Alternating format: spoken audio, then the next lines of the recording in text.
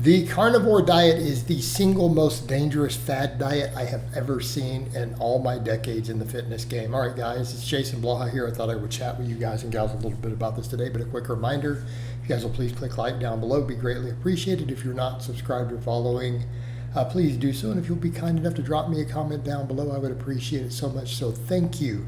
All right, let's get over to the topic. This is kind of one of those things where I saw it pop up, and they love to argue with me because I'm so pro-vegetable, right? I am one of the most pro-vegetable, pro-fiber people you will see, even though I actually love meat and dairy.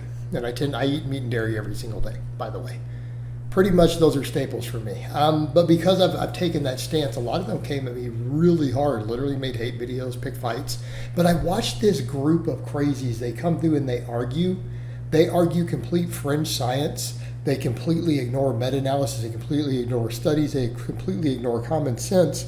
And when they do link a study, they will not realize it conflicts with most of the data. And then if you look, there's actual sometimes bias in it. And they'll just keep linking it like it's this pivotal study on something like cholesterol or whatever. It's truly fascinating. The other thing to watch, and so again, because they're going to come into this video, one of the things you guys will notice in a lot of the comments and responses you're going to see to this, what is it they love to do? They'll argue with you things like seed oils, and they'll argue all these mechanistic things. So they'll read a little bit of science, right? And they'll read these mechanistic things that don't appear in reality. So they'll literally try to push their diet based upon, well, you can't eat this or that because of this mechanism. Right? And they'll describe something that's a process that some of these whatever plant foods, whether it's broccoli or a seed oil, produces, without realizing that when it's been looked at in actual humans, in the epidemiology or metabolic world, none of these problems actually exist. They're theoretical, based sometimes on some biochemistry or an individual cell or one marker somewhere, but when real food is given to people and it's studied, these problems don't even exist. Or the whole problem goes away if you just cook your food, right? So anyone who has some of these issues with certain anti-nutrients and stuff, cooking it just goes away. And this is what all the experts, researchers, nutritionists, even doctorates in nutrition point out, like this is based on nonsense. Like, just cook your food. If you're having any of these potential issues, just cook your food, it goes away. Most of any of the concerns with anti-nutrients, and they also ignore that a lot of anti-nutrients have health benefits and antioxidant properties on top of it. But here's the problems we run into, is the danger of it. So the people who push these diets, they pull this nonsense, and I see the influencers who do it, the people who do it, they're like, if it's so bad, then why am I not dead? That's kind of like, when Rich Piana or guys like that who are now dead would use ridiculous amounts of gear. And I'm not even against gear in moderation. I think gears can be perfectly fine, or minor risk in moderation. Again, it's like red meat in moderation, perfectly fine. Then you'll have a guy, well, if it's that dangerous, why am I still alive? While they're using just grams and grams and grams of it and stacking it with insulin and recreational drugs and pain pills. And, then he drops dead in his 40s. That's how it works. So they pull this, well, why am I not in the hospital? And it's like, because you're accumulating atherosclerosis, it's not going to hit you for 10 or 15 years. And that's the problem. So you see a lot of the carnivores, and you're seeing a bunch of the early pioneers in it are having to quit doing it due to health problems, or they're ignoring those health problems. You see guys like Dr. Baker, he'll put up his LDL numbers and be in complete denial of it, while cardiologists are looking at it going, he is going to die from this. And I've seen cardiologists say that, have done write-ups on him and his blood work, and say he is not a cardiologist. He obviously doesn't understand cardiology. He doesn't deal with heart patients like we do. He's a different field of medicine. This is problematic. His blood work is extremely dangerous. Okay, so this is what all the cardiologists are saying who treat these people for a living. Real heart issues are like, his blood work is really dangerous. Okay. And they'll pull this thing, well, LDL doesn't matter, it's the large versus small particles, while completely ignoring that the small particle LDL, yes, is the biggest driver of atherosclerosis, but the large particles drive it too. They're just not as prominent at it. They're less dangerous, but they still do it. And if they get high enough, they really cause a major problem also. So they're in denial of the LDL situation. They're not realizing it's saturated fat.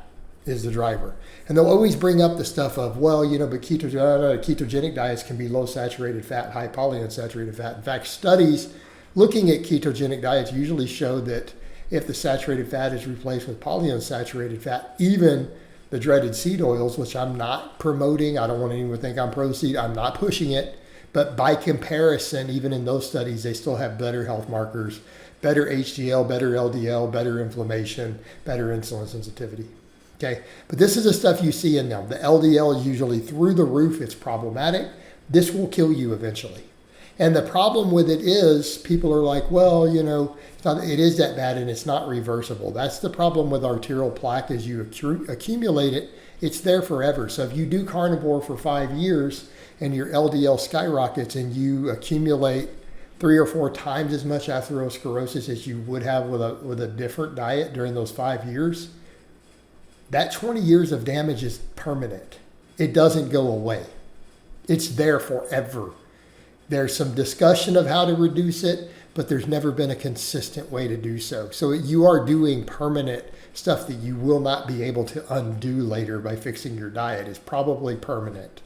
So they do that, and then they don't address the gut flora stuff. They completely ignore the fact that the fiber and the vegetables and all the stuff you need is what you need for gut flora. Diversity of plants helps with gut flora, helps with gut health. And they're like, well, it doesn't matter, except that all the emerging research says that it does.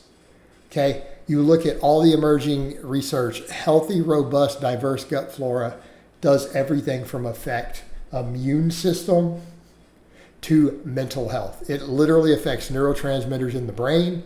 It will affect your immune system. It even affects your ability to fight off cancers, in addition to actually be able to tolerate this stuff. So what a lot of them are doing, some of them have damaged their gut because they've eaten really garbage diets and they have bad gut flora and they can't handle much fiber yet.